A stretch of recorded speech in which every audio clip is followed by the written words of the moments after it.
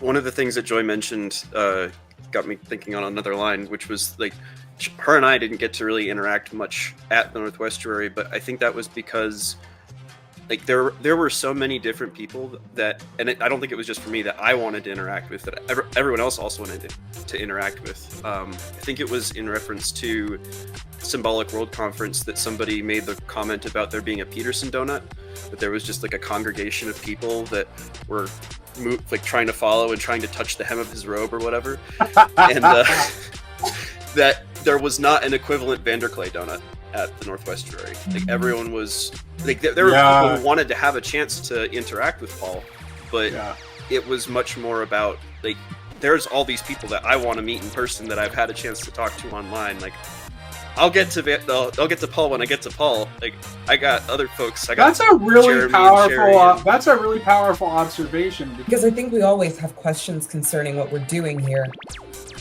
and why we have our heads in virtual, these screens that are reflections, and it can feel very smoke and mirrors and illusory and whatnot. But upon meeting in person, it's very clear.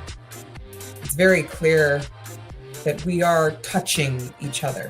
We're touching souls, and I felt that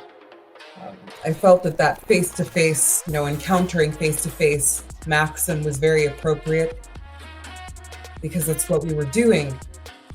And a lot of things reconciled for me during that very brief period of time. 3 days is all it took, really, for me to really see that the fruits and the underground, the underbelly of what the work that's being done in the space. And it's touching people in ways that can't be quantified, aren't necessarily ineffable, though. We can speak to them, looking into the eyes of the person across from me. I know these people. I've watched them for months and months and months. I know them. But there was something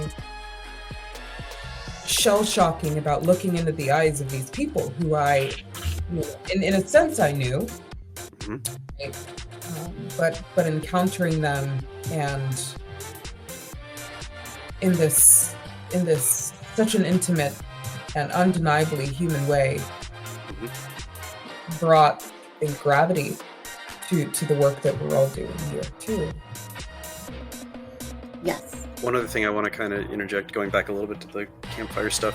I think that a big part of like it's kind of the whole Grizz break the fourth wall thing, but we got so used to, because if you're sitting across somebody at a campfire, you're talking with them back and forth, and it's really easy to deceive yourself that that's the interaction that you're having when you're sitting in front of a television, that you're receiving from them, and you're just like, okay, well, I'm speaking in my mind, and so then they're receiving, and then there's a conversation happening, even though that's not actually what's happening. What's really interesting is the way that TLC kind of handles that, because there's still an element of parasociality where you have main channels who are like the ones who are putting out a lot of content, and people who are in the comment section, people who are lurkers, people who are more active just on Discord chats.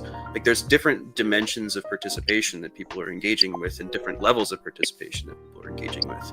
But the idea is that rather than just being constrained to only be watching and listening, there is an active effort by the people who are the content creators to encourage the participation of the people who are the ones watching them. And so it's kind of that rejection of this parasocial dynamic.